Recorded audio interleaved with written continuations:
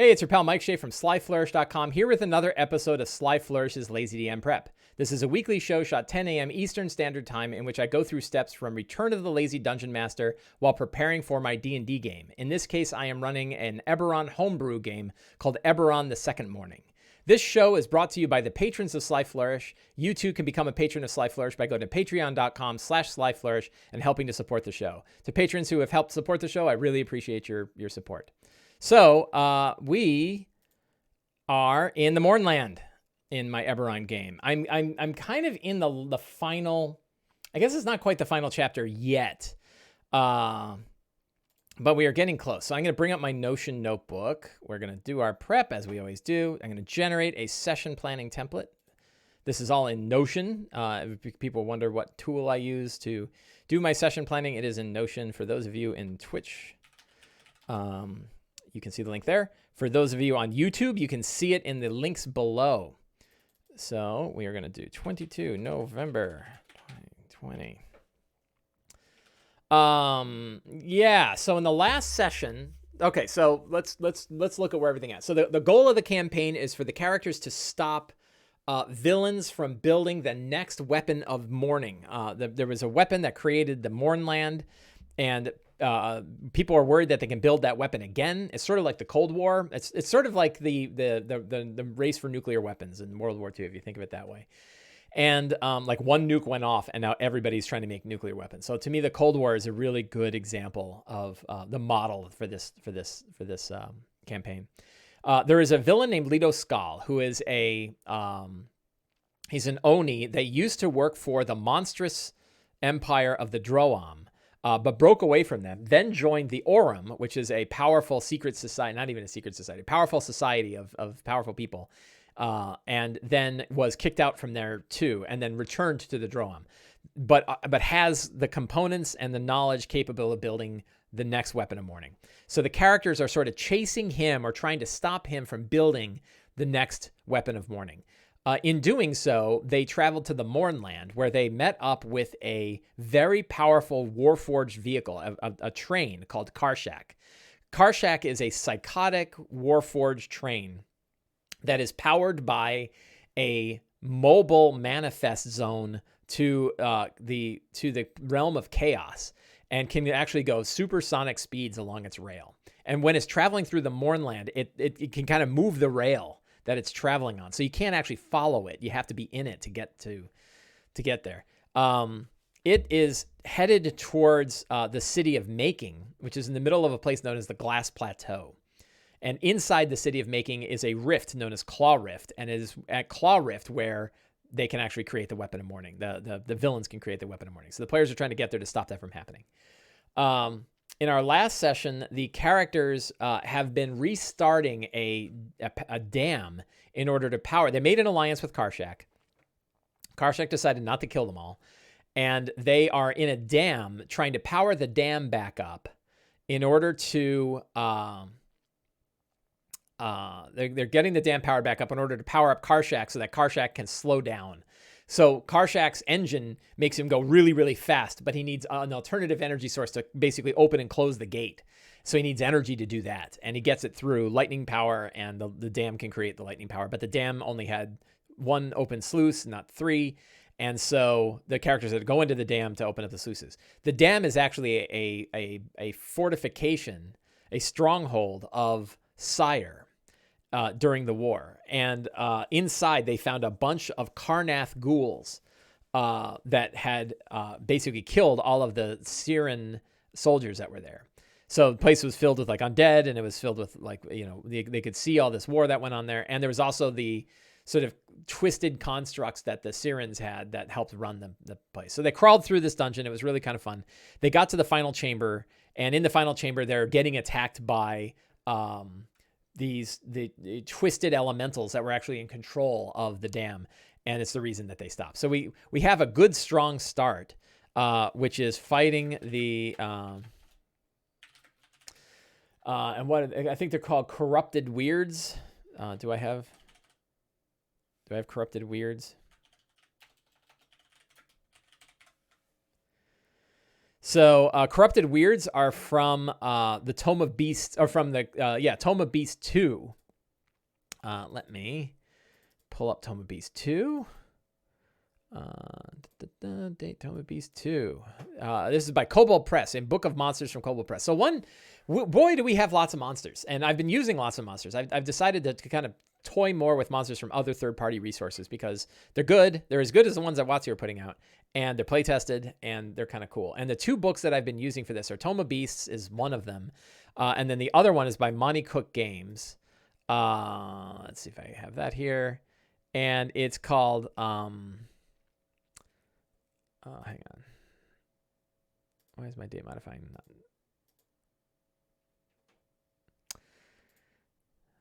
Oh, this is terrible. I can't find it. So, why is this D&D 5e material? I'm looking for my Monty cookbooks. You know what I can do? I can do this.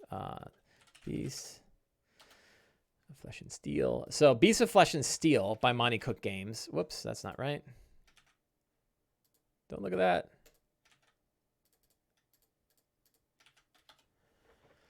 Beasts of Flesh and Steel is a book by Monty Cook Games of a bunch of 5e sort of high fantasy or science fantasy monsters. Lots of like mixtures of creatures that are formed, and I've been using this a lot for the Mournland. Weird things like that. The Adaric, really cool monsters. And that's also Arcana of the Ancients. Is another one written by Monty Cook that actually has magic items as well. So I thought both of these books fit very well with the Mournland. So I've been harvesting a lot of material from Arcana of the Ancients and Beasts of Flesh and Steel, and I'm also grabbing some stuff from Tome of Beast too. And I recommend them all. I'm happy with them. You got to be a little careful, particularly the magic items in Arcana of the Ancients. Some of them, in my opinion, are game-breaking things, and you need to be careful about what you give. Some of them are really terrible, and they're just not powerful. Other ones are too powerful, like items that you can sort of embed in your body that give you advantage all the time, and you're not supposed to have advantage all the time on advantage on all attacks. You're like, oh god, don't do that. So you got to be careful about what you hand out. You don't want to just roll randomly and give it out. You want to roll and you want to read it and be like, is this a weird one, or does this sound okay? The monsters, however, if they're a little overtuned or undertuned, it doesn't matter because they're only there for one battle and then they're gone. And you can be like, well, that was harder than I expected. And we already know that challenge rating is all kinds of, borked up anyway. So the fact that some of the challenge rating monsters, like the monsters that I've seen in Beasts of Flesh and Steel and Arcana of the Ancients, are significantly more deadly than the ones that you find typically in the player's hand or in the monster manual or Mordenkainen's or Volo's Guide. So what was the monster? I think it was called Corrupted. It wasn't called Corrupted. It was Befouled Weird. Let me try that again. I think I made a page for these. I thought I guess I didn't. There it is. I knew I made a page for this. So Befouled Weird, and I have the monster stat block here. I just copied and pasted from the book and then stuck it into Notion so that I've got a copy handy. CR5s. Characters are level 9. And we'll get into the whole encounter building thing. But I'm going to throw a bunch of these at them, right? And they're going to have to fight these guys, and it'll be kind of interesting. They sort of swarm around the room. And I think I might throw a clay golem on them as well. So they got kind of hosed last time. Because they were in a big fight, and I threw more monsters in as my strong start. And I'm going to throw in a clay golem as well, just to shake things up. So they're starting with a fight in both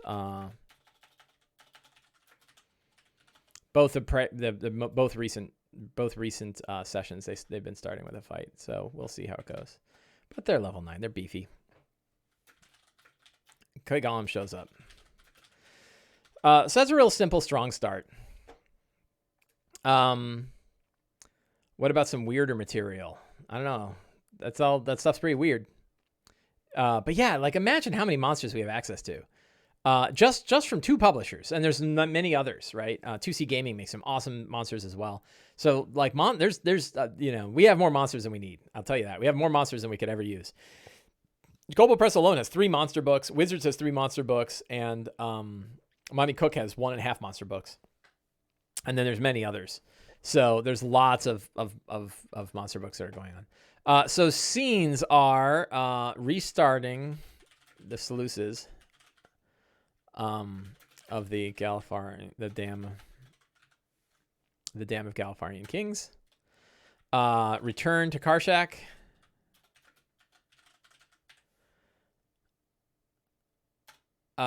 And then travel to Faigon. What's it called? Faragon? Travel to the city of Faragon. And in Faragon, so the plan here, and then we can go back here and go back to Karshak. And then Glass Plateau. That's sort of the beginning of the final chapters when they reach the Glass Plateau. At that point, we're really closing in on the end. After Glass Plateau is making, and after making is Claw Rift. That's our end game.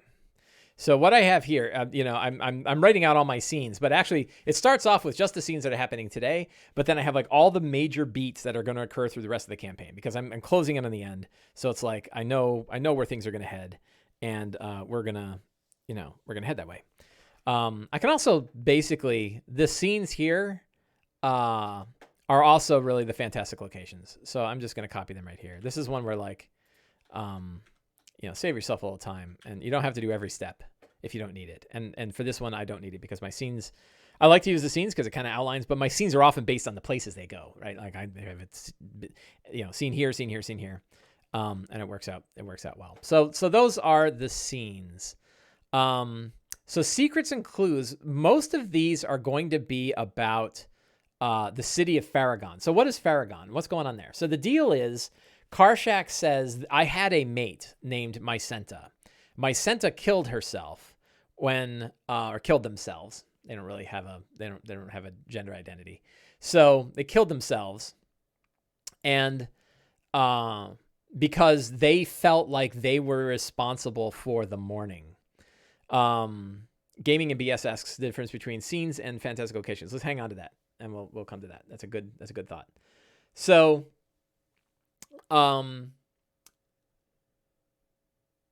Mycenta killed themselves because they felt like they were responsible for the mourning. Karshak feels the same way, but has not kind of worked up the courage to kill themselves either. Karshak and Mycenta are mates, and Karshak is terribly alone without Mycenta. Mycenta was another sentient, super powerful lightning rail that killed themselves somewhere between Metrol and making.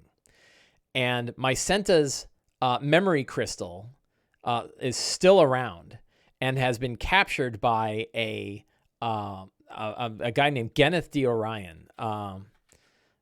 So Geneth, we'll put Geneth D. Orion here, hunted down and retrieved Mycenta. This is a secret I'm doing. Mycenta's memory crystal. And then fled into the Mournland. That's a secret. Karshak has sent out, and there's a kind of creature in Beasts of Flesh and Steel. They're called dread somethings. Dread. Is there a table of contents? Come on. Dread something. So he's got Warforged. He's got Warforged agents that are connected to him. They're not really Warforged. They're constructs. Dread Riders. Here we go. Let's see. Close that, and then I'm gonna take a screenshot of that. I'm gonna shift. Oh, stop getting highlighting. Windows Shift S. See, it keeps throwing up that stupid thing. So, Control F, Mike. Boy, I tell you, every time I click the thing, it. So I'm going to create a screenshot here, and we're just going to grab this guy. And now I've got that copied, and we're going to create, and we'll go down to monsters, and we're going to say dread. Oh, look at that. I already created Dread Riders, and I already have a stat block for them. So these Dread Riders are like automatons. They're constructs that were sent out by Karshak. He only has a number of them. He doesn't have a lot of them. He has a whole car that are filled with these guys. There are probably 24 of them, and he sent out groups of them to hunt down Geneth the Orion to recover Mycenta's memory crystal. So Karshak sent out Dread Riders to hunt Geneth. To hunt Geneth the Orion. But they were destroyed in Faragon.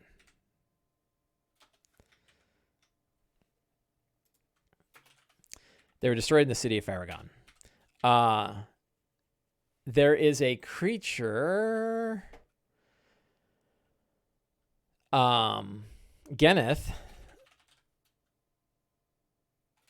is protected by house. Which house is it? It's the assassin house.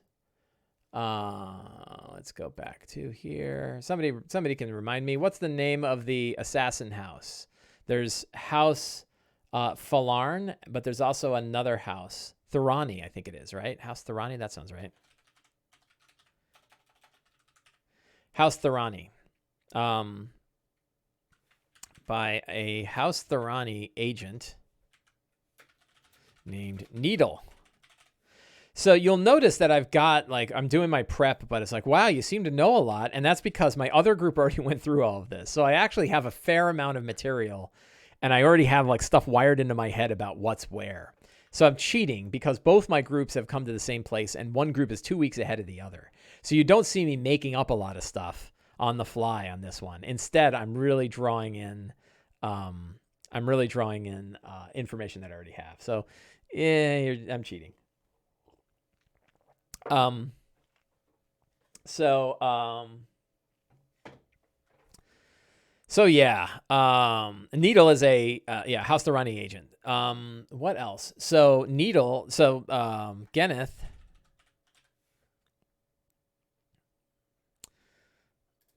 and Needle. I shouldn't link them every time. That's a waste of time. Geneth and Needle went to Faragon because Warforged gets eaten there by a Calarail.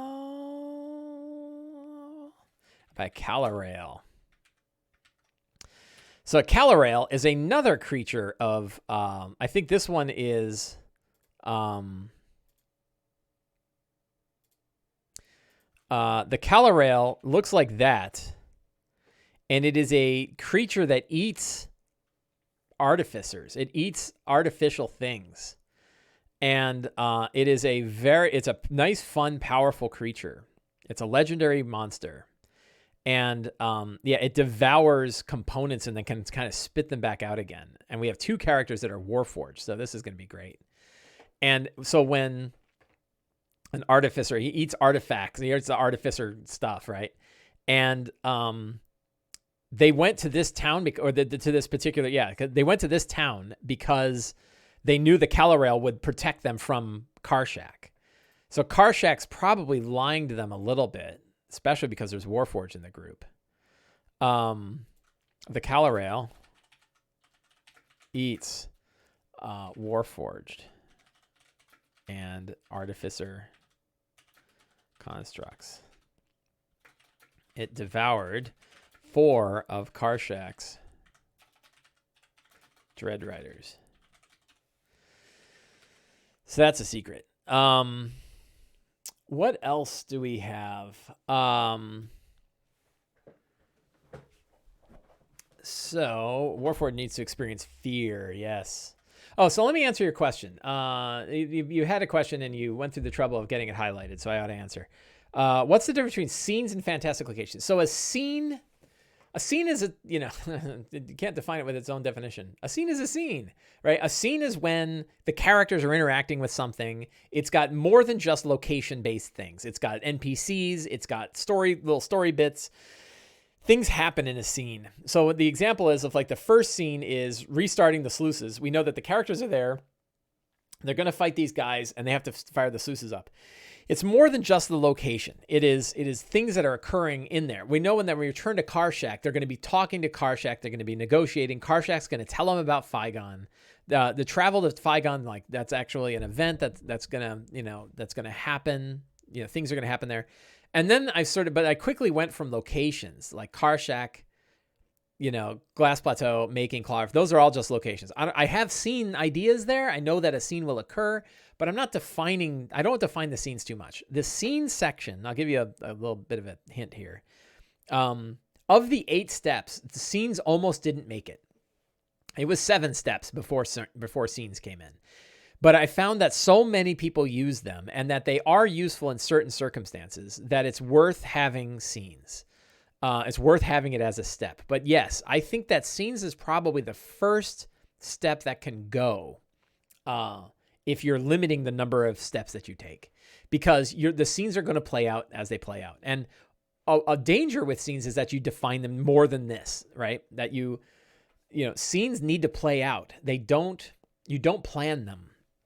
You don't make expectations about what's going to occur. You set the stage and you see what happens, right? That's really what DMing is all about. Set the stage, see what happens. And so you don't want to over-define scenes. So our scene situations, yes, often scenes and situations are the same thing. For me, it's just like an outline of like, I'm running a game today. What are the things I think are going to happen today? And you see how like quick it is for me to go like, well, probably what's going to happen are just the first 3. They're not going to do those bottom 4, but I'm just kind of keeping my head in the game about like what's the end state. And the end state is going to Claw Rift. So that's Calmex says that's my most used step. Yes, and it's don't listen to me. Like what if it's working for you, it's working. But I would say that scenes is the one that can be overused the most. And if you overuse it, you end up creating events that may not occur. So scenes you need to be ready to throw them out because the game changes, and you don't want to define them too tightly. But the idea of like a situation, so that the city of Faigon is a situation, right? And actually, in the city of Faigon, one of the areas that I can put in here is the Academy. The Academy of Eberron is a academy of magic that's actually sitting atop ruins of the Dakani that also practice magic there. There's old ruins and everything beneath, and actually that's kind of a fun secret. And the Academy is where Needle is holding. Geneth. So Needle, Geneth, and Needle are holding up in the Academy of Eberron. So I think, did I put some history here? Famed Wizard Academy. I've got maps for it, which is kind of cool. But then we say the Academy of Eberron is built atop, was built by Galifar, the Empire of Galifar, hundreds of years ago, and then taken over by Sire about 100 years ago. So that's good. And then the next secret will be that the Academy sits atop Dakani ruins that channel arcane energy up into the Academy.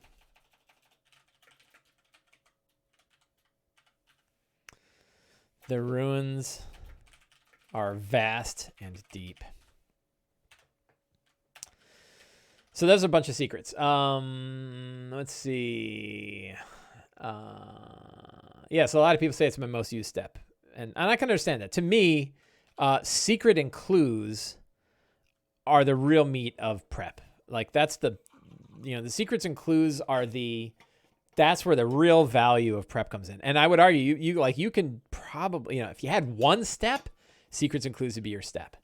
If you had two, the strong start and secrets and clues would be your step. If you, three, review the characters, strong start, secrets and clues, then locations. So that you could probably rank the tips. Maybe for fun, we'll rank the tips. Somebody asked how Fantastic Layers production is going. Sinistar, thank you. If you backed, thank you very much for backing. For those of you who backed Fantastic Layers, thank you very much. It is going well. The only problem we've been having is that getting play tests of the high-level layers has been harder than we hoped. We're getting them. We've got a bunch. Let me drink my coffee. I poured too much coffee in here.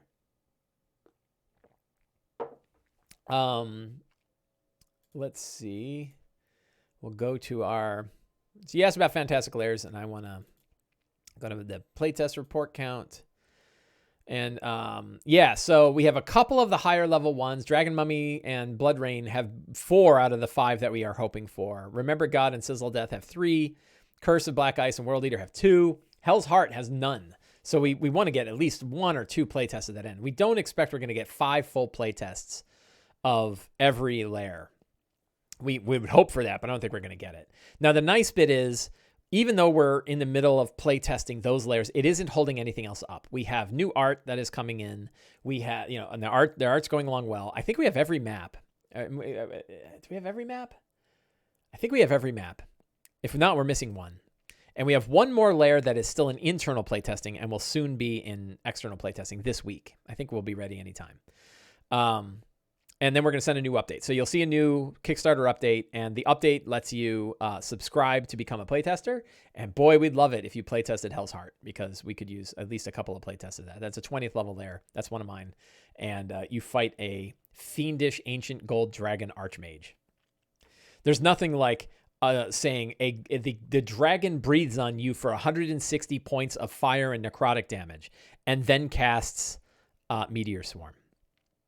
Barrows, if you are a backer, you can go look at the Kickstarter messages, and in the updates, we've been putting a link into every update that says click on this and subscribe with your email address, and that puts you on the list for playtesting. And then you get playtest packets sent out regularly. We are going to send another playtest packet out this week. If you subscribe and you don't see anything, hit me up on Discord if you want, and I'll send you a link. So that's where Fantastic Layers playtesting is. Back to Eberron. I want to do that because you're a backer, and backers deserve to know what's going on. 2 more secrets. So somebody said that scenes have their strongest use when I think of them outside of the dungeon. There's going to be a scene where the party confronts the corrupt baron. That gives you, you just don't want to put too much, right? It gives you context to prep a social encounter oversay. There's a scene that's a large dungeon crawl, which is kind of what I did, right? Somebody said something else about secrets I thought was interesting. About abstracting secrets. Did I miss it? I thought somebody said something about, or somebody asked a question about abstracting secrets and clues from their locations. Learning, here it is. Learning to decouple secrets and clues, and by extension treasure, from specific areas NPC really opened my eyes. Yeah, to me, that's the power of a secret and clue. I don't know how they're going to learn this stuff. They might only learn half. They're probably only going to learn half of it. And I don't know how they're going to learn that half. And that's where the game evolves, and they learn things as they're going. Whatever path they go, they're going to learn stuff. And that's, to me, a real powerful bit of secrets and clues. That's why I think it's the most useful step. That, and it helps you do like world building, and it helps tie locations and NPCs and monsters. It kind of has everything in it. You'll notice that with all the hyperlinks in here, I have locations, I have NPCs, I have monsters. I really have the other steps embedded in secrets and clues. I could probably get away with just that. What other secrets and clues do we have? So we have some information about the academy. Is there anything else about... So a trick. Mycenta My Senta's memory crystal is intact, but her docent is broken. I spell intact wrong. There's no intacted. My Senta's memory crystal is intact, but her docent is broken. There's no interface. So in my version of Eberron, Warforged have memory crystals that sort of are their version of their brain. And then that is embedded inside of a spherical device called a docent that is sort of the interface between the brain and body. It's like the upper spinal column. And it's super complicated, and it's really built, it's very difficult to use. Very difficult to recreate. And that is what can be embedded. So Karshak's got one that has his embedded in the train. All of the Warforged characters have one. The characters are carrying one. Actually, they have it inside Banner right now. He's got a docent. I don't think he's going to want to give it up. So the idea is they have my Senta's memory crystal, but they don't have the docent. And they might be able to fix it, or they might have to use the docent that they've got to use my Senta. But that means giving it up. So I don't think they're going to be particularly happy about that, because you're giving up a magic item, and no one wants to give up a magic item. Sinistar says, I thought about taping art from my world or a blurb about its history on the back of a DM screen for players to see and ask about. Do you think that takes away? No, it doesn't take away from immersion. That's a great way to immerse them. Art is awesome. Show them art. Show them art all the time. I use art. I show them art constantly. It's like the 3-ring circus of D&D, right? Always be doing a lot of music and descriptions and art and maps, and change the mediums, right? Change the mediums a lot. I had a DM once who showed a beginning of a movie just to kind of get people in the mood. So it's pretty cool. Barrow's asked if I played Quest. I have read it. I haven't played it. It looks cool. It looks a little simple, but it looks cool. So yeah, I don't know how. I haven't seen much about it. It was real popular for a little while there, and then I haven't heard anything about it since. Who knows? But good. A lot of interest in it. I need one more secret and clue. So let's go to the characters. You know what? I skipped reviewing the characters. Oops, Sunday. I skipped this. Sometimes it's easier for me to, what? Where are my characters? Oh, that's the wrong one. Whoops. Those are my Sunday characters for Rime of the Frost Maiden, which I haven't figured out yet. Here we go. Sunday characters, Eberron. Bang. Who are the characters? We have Zarentir Delander. Zarentir is a member of House Delander. He crashed his father's airship twice, 2 different ships, destroyed them, and licensed to actually fly airships. We have Saber, who is a bounty hunter. So Saber might be more aware of as in his bounty hunter days, he's probably more aware of House Thorani and the fact that they are like nasty sort of bounty hunters. Shift is one of the first Warforged. So she had a lot of things. Oh man, I forgot. She had her lost day. And I forgot to write it up. I don't know if I'm going to have time today. Damn it. I was going to do it last week. She's an original Warforged. She just found out, she just picked up a etched bone rod that lets her speak to the head of the Emerald Claw. What's not Lady Vol? What's the name of the villain in she's the head of the Emerald Claw. Damn it. So her rod lets her communicate with her. And she found out that her brother has actually implanted his memories into Shift's memory crystals. So now they're interwoven, and she's not going to be able to get rid of them. Lady Omaro. And Lady Omaro refers to herself as grandmother. She considers herself Shift's grandmother. Banner is a Warforged follower of the Becoming God. Now is carrying around Chi's father in his head in a memory crystal as well. We have Shane Husk, famed novelist. I think he is returning today, so we'll get to see Shane's return. He wrote about the last war. He probably is aware of a lot of the cities and the things going on in the histories of this area, so that will be cool. And we have Arwen Chi Sizu, who is from House Orion, no, House Civis, artificer, and whose father is now embedded in Banner's head. Lots of family members. We got brothers, we got fathers, we got two grandfather and grandmothers. We got lots of family stuff going on. Shane Husk doesn't have family, neither does Saber. So those are the characters. Do I have any other secret? I get so an Emerald Claw secret might be fun. Backlink.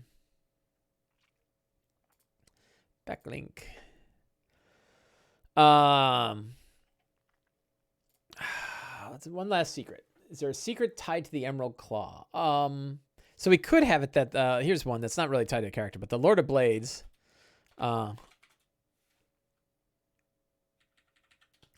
has mobilized forces in making. That's kind of far out. We're gonna dump that one because that's too far in the future. What else? Something that's happening in the Mournland here. Something that's happening of interest in the city of Farragon. What other Farragon kind of things could be there? I guess we'll use this. That House Thorani hopes to draw information and blackmail material from Mycenta.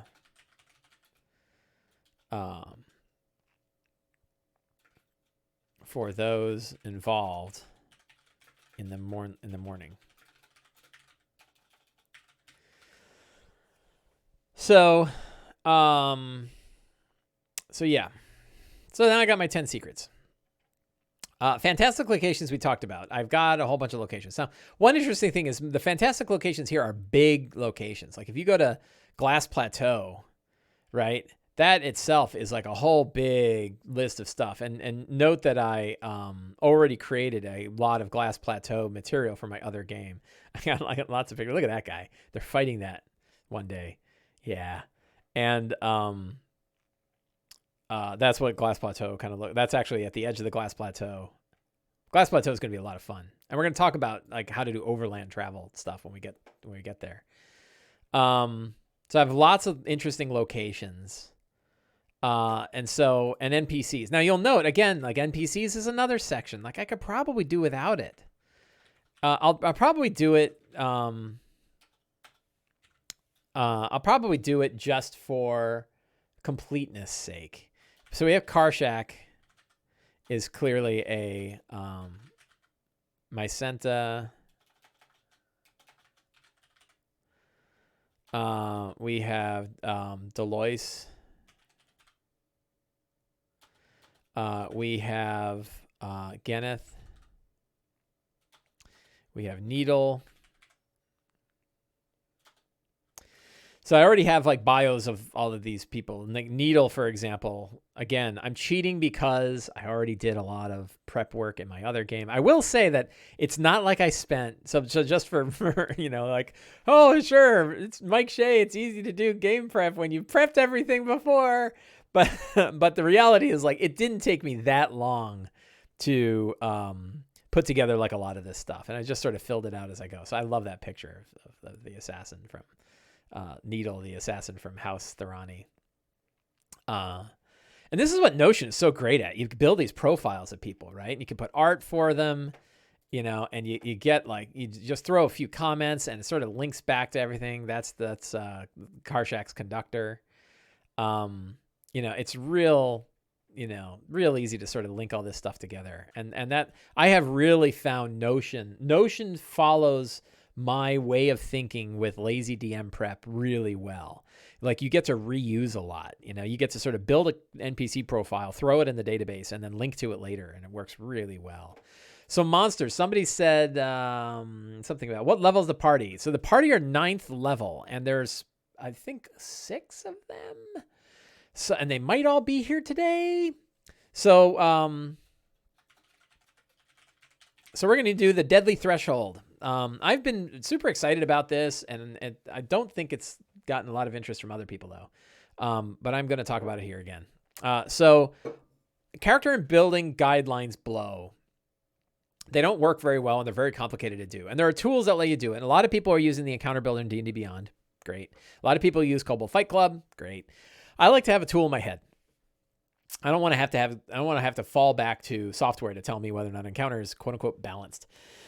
The trick is there's no such thing as a balanced encounter. So all I care about is an encounter potentially deadly? That's the only ratio I use is here's the situation. Is that going to wipe out the party or not? And most of the time I run encounters that are easy. I like running easy encounters. It's fun. It's fun for the characters to feel powerful and eat through. Sometimes I run really hard fights, but I want to know, is this on the edge of deadly? So I have a threshold in my head, and it's a very simple equation, which is you ask a question. And the question is this, or a statement, I guess it is. An encounter is potentially deadly if the sum total of challenge levels of monsters is greater than half the sum total levels of characters, or 1/4 if they're below 5th level. My characters are 9th level, so I don't have to worry about that. So that creates what I call the deadly threshold, right? The potentially deadly threshold, because it might not be deadly. And actually, I've used it many times, and many times I've gone way over, and they still wipe it out. So it's really not even that great a threshold, but none of them are. So somebody says, "Oh, math, yeah, please, it's summing. Like add all the challenge rating together, and then see if it's greater than half of the character levels." So in this case, I have 6 character levels. This is super easy because now I have 6 character levels, 6 characters. They're 9th level.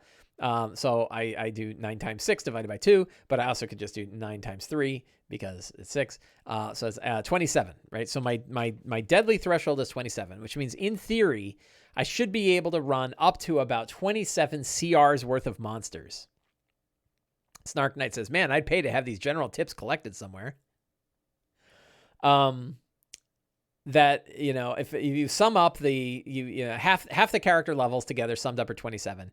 I have about 27, CR 27. I have about 27 CRs worth before I cross into the deadly threshold. So that means if it were ghouls, I could probably run about 27 ghouls. If it were fire giants, which are CR 9, I could probably run about 3 of them, right? Now, maybe I throw in 4 because I want it to be really hard, but I know that I'm going over, right? I know that I'm making it harder than deadly. This threshold actually is harder than if you were to run it in D&D Beyond in the Encounter Builder. It's harder than the default, but the default does not assume multi-class. It does not assume magic items. It does not assume feats. So as soon as you add those things, it doesn't assume Tashes. We were talking about Tashes earlier. So when you think about all the options that characters have, all the different things that they have, multi-classing, feats, which I allow multi-classing, I allow feats. They have magic items, and they have material from other books. As soon as you add that in, their power goes up. And when their power goes up, everything else goes up. So I think that my threshold, it's easy to keep in your head, right? Again, sum total challenge levels, if it's higher than half the sum total character levels, is potentially deadly. Real straightforward. Evil John says, "I'd like to see 3 fire giants against 5 9th level PCs." Yes, it's probably, I bet you 4 would be a pretty good. I bet you 4 feels right because 3 is not a lot of monsters compared to that. And this is 6. So 5 9th level, what's the 5 times 9 is 45. Half of 45 is 22. So 3 fire giants are 8. I think there's fire giants, I think, are CR 8.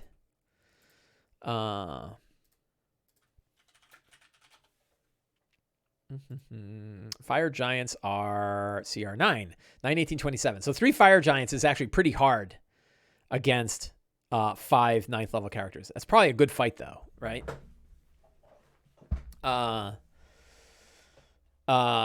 Snark Knight, I pay for these general tips.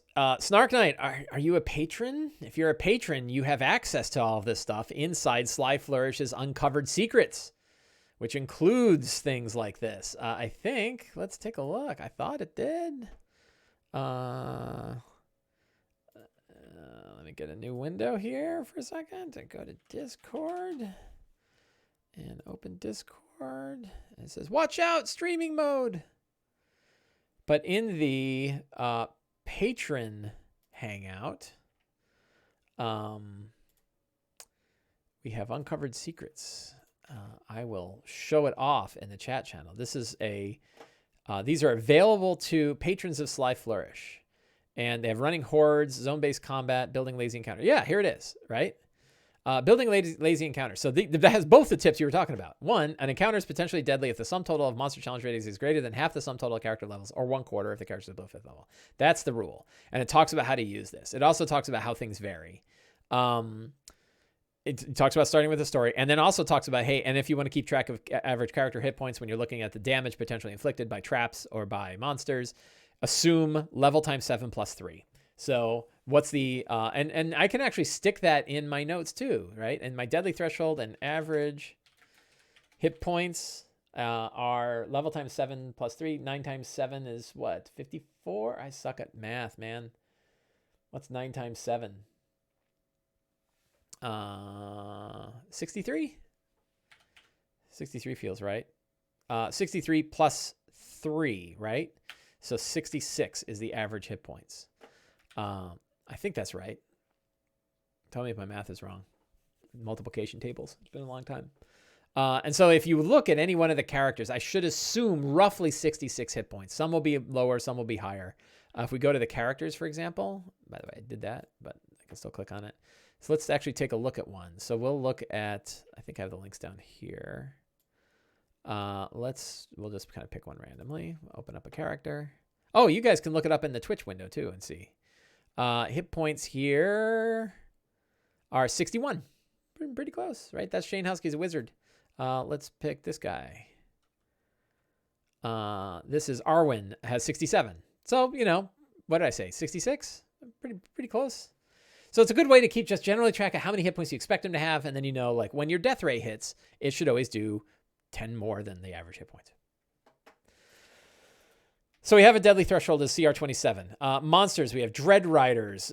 We actually, that's not the first group we're going to fight. The first group we're going to fight are the befouled weirds.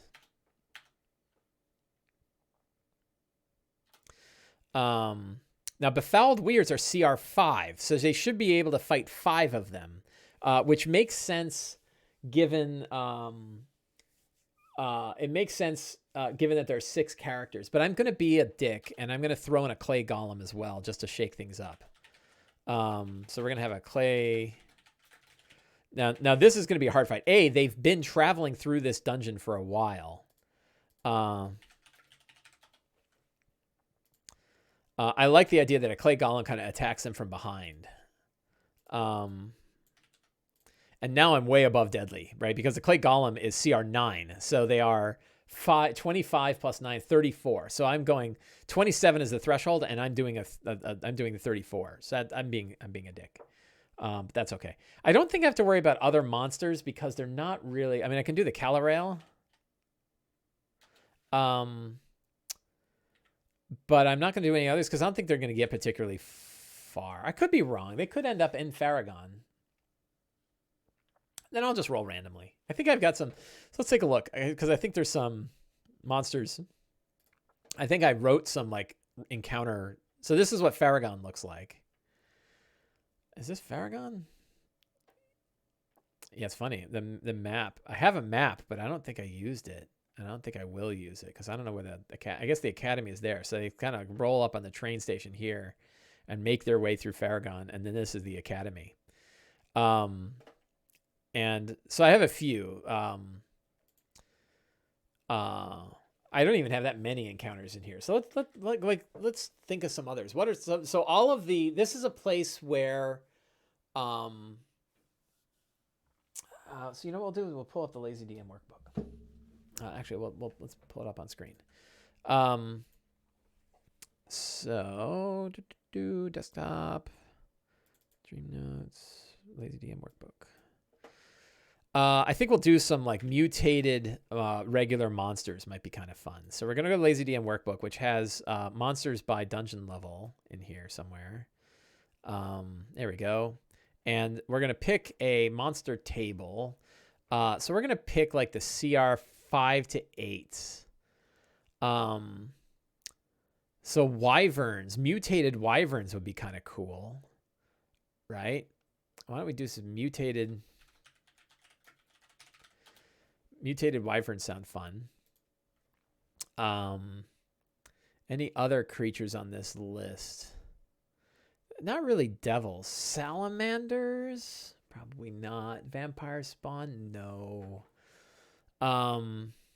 Anything in the CR8 plus? They're already fighting clay golems. They're not really giants walking around. A bee here might be kind of fun. Let's take a look at a bee here. They already have a big powerful monster. So the Calorel's the alpha predator. Is this one that does lightning?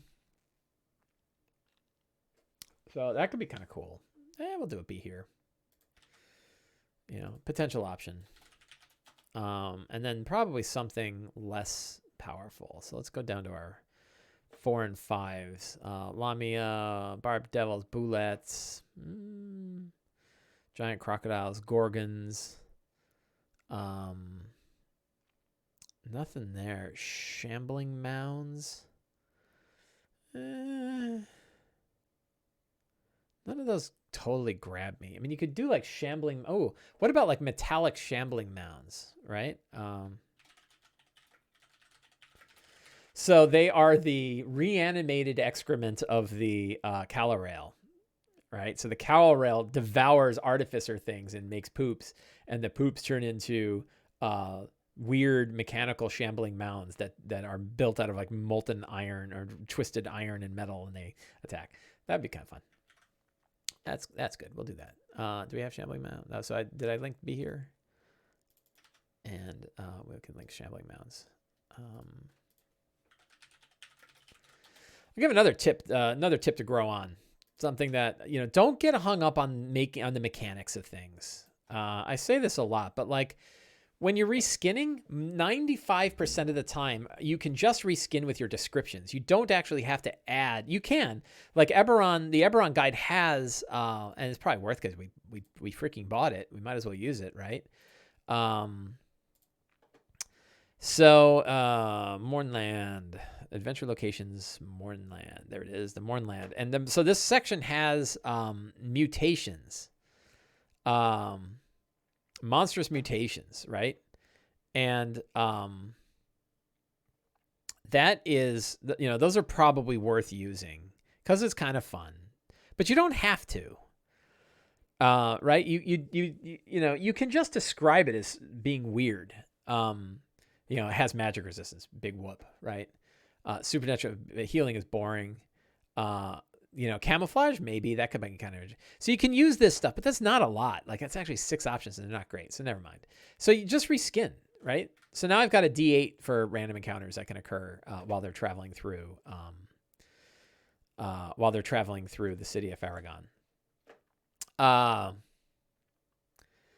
are we on time? We have 7 minutes left. So I think, so treasure, I think we're good on treasure right now. I don't know that I'm going to add any. I'm getting lazy. Let's take a look. So we reviewed the character. Let's just do a quick. We reviewed the characters. We know that we're starting with Befoul Weirs and a Clay Golem. We have scenes listed out. We have all the secrets and clues. We have a bunch of fantastic locations. We have a bunch of NPCs. We have a bunch of monsters. And we can add like random monsters in Faragon. So treasure, it is worth, well, let's do it. We got the 7 minutes. Let's spend the 7 minutes on what we ought to be doing and not be lazy because it matters. And that's like, what treasure, can people have? So so there's a good one. So one of them is we can drop ciphers from Arcana the Ancients. Is a good one. So I got 2 interesting ones. So cipher from Arcana the Ancients are fun single-use things. Um, and then another one is we can dip into our Tasha's, right? Tasha's has some new things, and let's use the new things. Source books, Tasha's. And we go to magic items. And there is one in particular that I thought was cool, which is it's a tool. Where did I see it? All-purpose tool.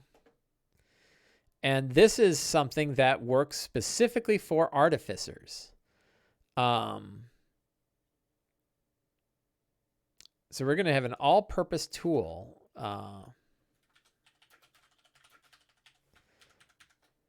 Let me just make sure I'm not giving too many magic items to Arwen, but I'm pretty sure I'm not. I don't think Arwen's got a lot. There's not a lot of stuff for artificers. So it's nice that there's this one powerful thing for artificers. You might as well give them the one thing.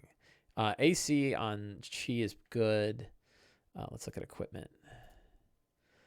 Figurine of Wondrous Power, Ebb and Fly. That doesn't really count. Yeah, see, now it doesn't have anything, right? Now, like, she makes her own magic items, but it'd be nice if she had something. So the sonic screwdriver is a pretty cool tool. So I think that'll be a good piece of treasure. And then I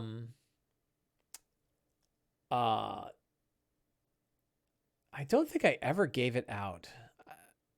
I hope I didn't. But I think a really cool magic item is an assassin's crossbow.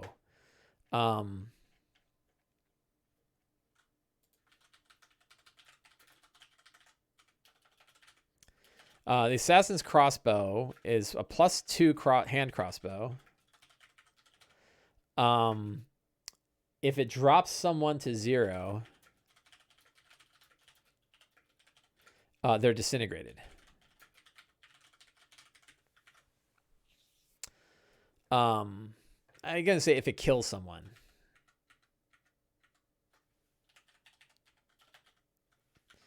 So it's a good, like, so this is held by Needle, right? And it's a great assassin's crossbow because you can like shoot a guard and they go and they turn to ash and you just go and then you got rid of the body, right? So like it's a powerful, it's a great way of getting rid of the body. And I think, yeah, it's time for that. I don't know which character might want that, but I think it'll be a cool item for somebody to have. So I'm going to throw that into treasure. So I think we are pretty good. I could talk more. So I'll talk a little bit about the idea of point crawls. I'm getting very interested in a concept of point crawls. And I got interested in this because I've been running lots of cities and overland areas, and I've not been clear about, like, what am I supposed to be doing here? Like, you know, how do you, disintegrate destroys items. Yeah, it could be. I don't know if I'd have it destroy items.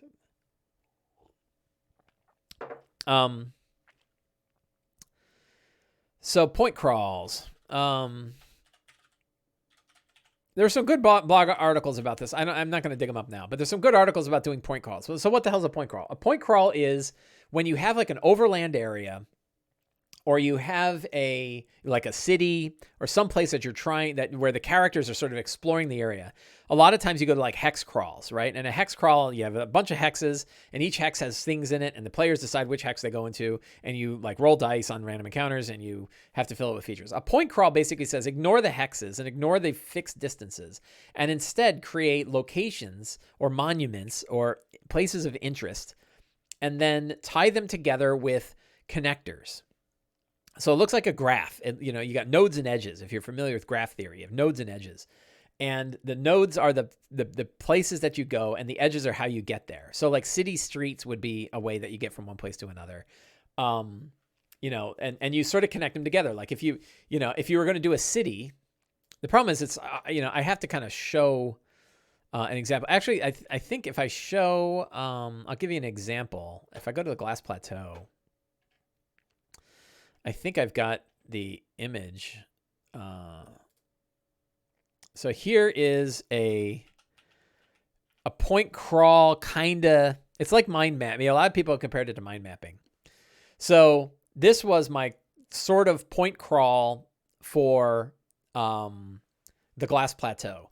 Karshak Station is like a train station in the middle of nowhere. And when you land there, Karshak says there are 3 ways for you to get to Making. You can take the Road of Fallen Iron, go through the Plain of Glass, or go through the Obsidian Spires. You choose which path you're going to take. Then if you take those paths, through the Plain of Glass, you will see like the mirrors, pools of acid, Arthas's Gate, the slaughterhouse, the slaughter fields of Karnath. And you can draw connections. So like I didn't actually draw. I'm going to redo this one because I didn't do it this way when I ran it, and I'm going to rebuild it. That you can sort of have interconnections. So you can say like once you get to like the slaughter field of Karnath, you can also either go to the Glass Army, or you can see the way that, there's a pathway that leads up into the tail end of the Obsidian Spires, and that takes you to place, or you can go straight to it. So there's like different choices. So it's like building a dungeon, and in fact, the DMG talks about this. That the Dungeon Master's Guide says like you can just name locations and the connectors between them and treat the overland like you would do a dungeon. Only for every room it's instead of location, and instead of hallways you have the connectors. The concept of point crawls is that there's some reason why one node is connected to another. It's either like a river, you're following a riverbank, or there's there's game trails that connect things together, or there's roads, or there's like the only field you can travel across is the one there. So we'll talk about that more next week, I think. I'm gonna redo this map, and so we'll talk more about it. It's also something I'm working on for a Sly Flourish article. So we have crossed an hour. I feel confident and comfortable about the game I am running. I've got lots of good notes, lots of good fun. So I think we're going to call it here. I want to thank everybody for hanging out today. It's always a great joy to do this show. I hope you enjoyed it, and get out there and play some D&D.